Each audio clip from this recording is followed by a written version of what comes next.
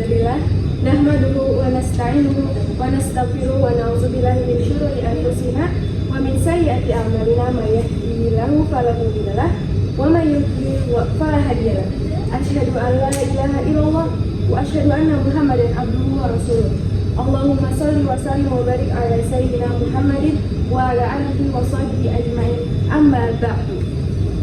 Teman-teman sekalian, dalam kesempatan yang mulia ini, izinkan saya untuk berbagi sedikit ilmu dan mengingatkan kembali tentang sebuah nasihat berharga dari Rasulullah SAW yang seringkali kita lupakan dalam hiruk-pikuk kehidupan dunia. Nasihat ini begitu relevan karena mengajarkan kita tentang bagaimana seharusnya kita mengelola dan memanfaatkan setiap anugerah yang Allah berikan sebelum semuanya terlambat. Gitu ya, teman? Rasulullah SAW bersabda, "Iktanim khamsan qabla khamsin, syababaka qabla haramik, wasihataka qabla saqamik, wa ghinaka qabla faqrik, wa faragaka qabla syagrik, wa hayataka qabla maut." Ada yang tahu artinya? Saya di sini ya? Iya. Ada. Gunakan atau manfaatkanlah 5 perkara sebelum datang 5 perkara kemudian. Masa mudamu sebelum datang masa tuamu, masa sehatmu sebelum datang masa sakitmu, masa kayamu sebelum datang masa kefakiranmu, masa luangmu sebelum datang masa sibukmu, dan masa hidupmu sebelum datang masa kematianmu. Nah, teman-teman, namun ya kalau kita perhatikan hadis ini secara makna tuh benar kan? Benar. Rasulullah SAW memberikan kepada kita nasihat untuk menggunakan waktu-waktu kita. Nabi mengatakan, manfaatkanlah 5 perkara sebelum datang 5 perkara. Apa sih 5 perkara itu? Ada yang tahu gak? Gak tahu. Oke, jadi di sini yang pertama adalah masa muda. Syabab bakal qabla haramik. Masa mudamu sebelum datang masa tuamu. Nah, masa muda itu adalah masa-masa yang kita tuh paling kuat gitu. Allah berikan kepada kita kekuatan. Sementara kalau sudah tua, semua sudah rapuh, tulang rapuh, sakit-sakitan, dan yang lainnya. Maka sebelum kita menjelang tua, manfaatkanlah masa muda. Nah, hadis ini tuh membantah perkataan sebagian pemuda yang suka bilang, nanti aja lah tobatnya kalau udah tua, gitu kan. Nah, maka kita katakan, tidak, justru gunakan masa mudamu sebelum datang masa tuamu. Karena kalau di masa muda udah kebiasaan melakukan hal-hal baik, nanti pas sudah tua jadi keterusan tuh, jadi berbuat baik terus. Tapi sebaliknya kalau misalkan di masa mudanya aja udah melakukan hal-hal yang buruk, nanti keterusan sampai masa tuanya gitu. Nah, maka teman-teman saat kita masih muda, biasakanlah berbuat baik. Jadikan kebaikan itu sebagai moto hidup, sebagai pedoman hidup kita. Nah, terlebih tuh pemuda-pemuda yang tumbuh dalam ibadah kepada Allah, itu tuh akan mendapatkan naungan dari Allah di hari akhir nanti. Dimana di hari akhir itu hanya naungan Allah lah yang dapat membantu kita gitu. Nah, yang selanjutnya adalah masa sehat. Sihat kata qabla saqamik. Masa sehatmu sebelum datang masa sakitmu. Jadi masa sehat kita itu adalah ketika Allah beri kepada kita kesehatan. Maka gunakanlah sebaik-baiknya untuk berbuat kebaikan, beramal sholih, beramal ketaatan. Jangan gunakan untuk hal-hal yang gak ada manfaatnya seperti TikTokan, velocity. Banyak remaja-remaja tuh astagfirullah kan istighfar semuanya. Satu tidak? Astagfirullahaladzim. Nah, karena banyak remaja-remaja tuh diberikan fasilitas oleh orang tuanya malah dipakai buat main game, main Roblox, malah TikTokan, malah sosmedan, iya malah plastik-plastikan. Nah, menyesal lah. Terus setelah itu orang tuanya menyesal karena memberi fasilitas tapi malah dipakai untuk hal yang gak bermanfaat. Terus anaknya juga menyesal karena ternyata dia habiskan waktunya hanya untuk perkara-perkara yang gak ada manfaatnya gitu. Masa sehatmu sebelum masa sakitmu. Karena di masa sakit itu kita lemah, kita gak punya kemampuan seperti halnya kita sehat gitu. Nah, maka ketika kita sehat, gunakanlah mata kita digunakan untuk melihat hal yang baik seperti membaca Quran, mengaji. Terus telinga tuh digunakan untuk mendengar murotal, nasihat-nasihat Rasul, dan kebanyakan dengar lagu. Terus duduk di majelis taklim untuk mendengarkan ilmu. Ya seperti sekarang ini yang saya lakukan di sini. Kaki dan tangan kita ketika sehat itu digunakan tangan untuk kebaikan, kaki digunakan untuk berjalan ke tempat-tempat yang baik seperti masjid gitu. Karena di saat kita sakit kita tidak bisa melakukan semua itu. Soalnya kita tuh kadang baru merasa sehat itu berharga kalau misalnya kita lagi sakit kan. Kalau lagi sakit, ternyata semua tuh enak ya gitu. Nah lanjut ya. Perkara yang selanjutnya, perkara yang ketiga adalah masa kaya. Ginaka qabla fakri, masa kayamu sebelum datang masa kefakiranmu. Yang merasa di sini orang kaya yang merasa duitnya banyak itu emang itu tuh nggak akan kaya terus gitu sampai mati, kayak belum tentu. Jadi Allah tuh cabut kekayaanmu dan kamu jatuh miskin, karena itu adalah hal yang sangat mudah bagi Allah untuk melakukan gitu. Maka syukurilah kekayaanmu sebelum kefakiranmu. Jadi syukurinya dengan cara berinfak, bersedekah, membantu orang-orang yang susah gitu. Terus maka dengan cara itu insya Allah tuh bakal berkahi harta yang kita miliki. Nah di saat kita punya harta, di saat kita lagi ada uang nih, kita bisa berinfak, bisa membantu orang, membantu kebaikan-kebaikan. Nah gunakanlah tuh waktu-waktu kita pas masih punya uang itu. Nah karena kalau misalkan nanti nauzubillah min dzalik Allah cabut gitu, kita nggak akan bisa bersedekah lagi kan ya, astagfirullah. Maka teman-teman saat sedang punya uang itu jangan hamburkan uang itu untuk hal-hal yang tidak ada manfaatnya. Karena banyak orang kaya tuh kayak nggak sadar gitu bahwasanya uang yang Allah berikan kepadanya itu hanyalah titipan gitu, hanya titipan semata yang kapan aja tuh bisa diambil gitu.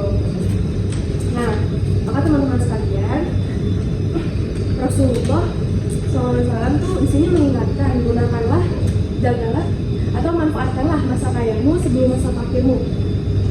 Karena ya itu kan kita nggak tahu, barangkali Allah bisa aja mencabut tempat kekayaan dari kita ketika kita tidak mau mensyukuri kekayaan itu. Selanjutnya adalah perkara yang ketiga adalah masa luang. Faruqa qabla syagri, masa luangmu sebelum masa sibukmu.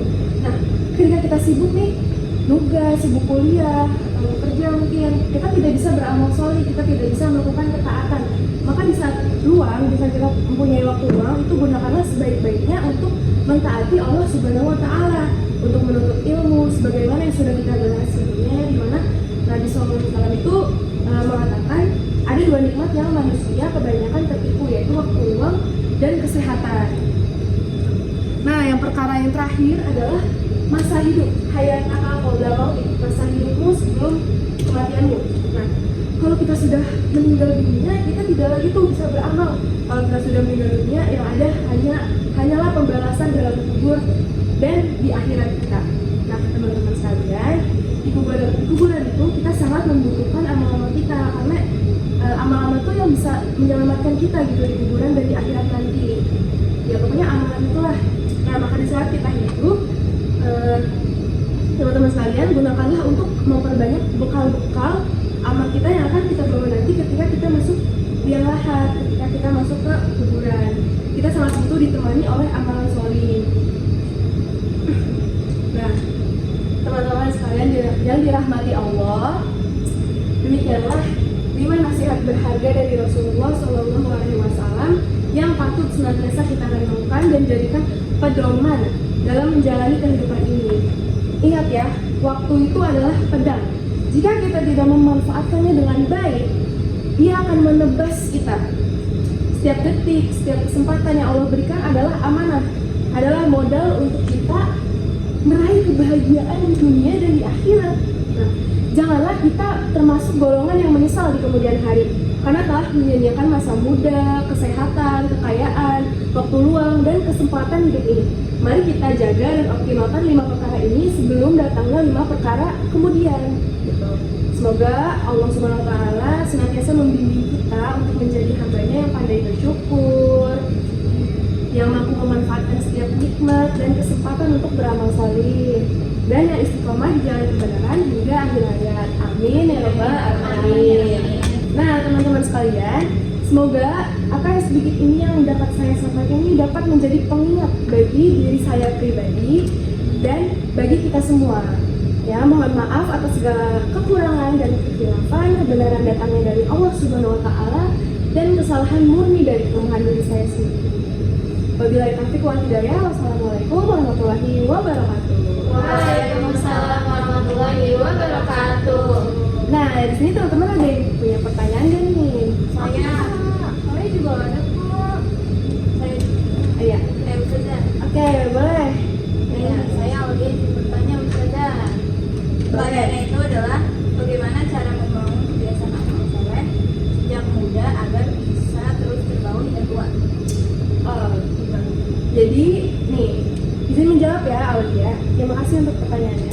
Jadi, untuk membangun kebiasaan amal soleh sejak muda, itu seseorang harus dimulai dari niat terlebih dahulu. Nah, niat itu harus yang kuat dan lingkungan juga harus mendukung.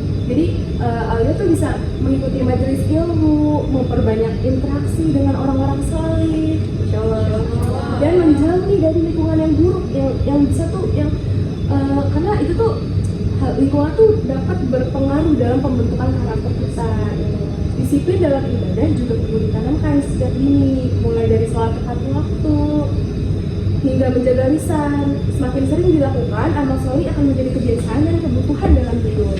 Nah, ketika itu sudah menjadi bagian dari rutinitas, insya Allah akan terus terbawa hingga masa tua. Insya Allah. Apakah sudah terjawab? Oh iya. Terima kasih Ustazah. Ya, sama-sama. Ada yang tanya lagi? Saya Kak, Ustazah, saya Ustazah. Ayo, boleh. Perkenalkan, nama saya Dania. Saya ingin bertanya mengapa menurut pandangan Islam waktu dianggap sebagai sesuatu yang sangat bernilai dan harus dimanfaatkan dengan baik. Oh, iya.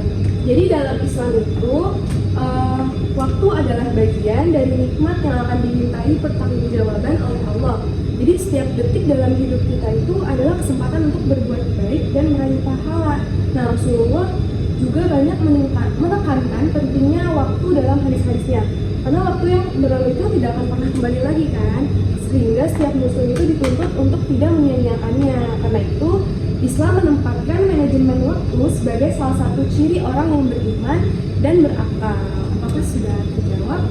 Sudah, Ustazah, terima kasih. Terima kasih ya sudah bertanya. Apakah ada yang bertanya lagi? Saya dari sekarang, Ustazah. Iya, boleh, silakan.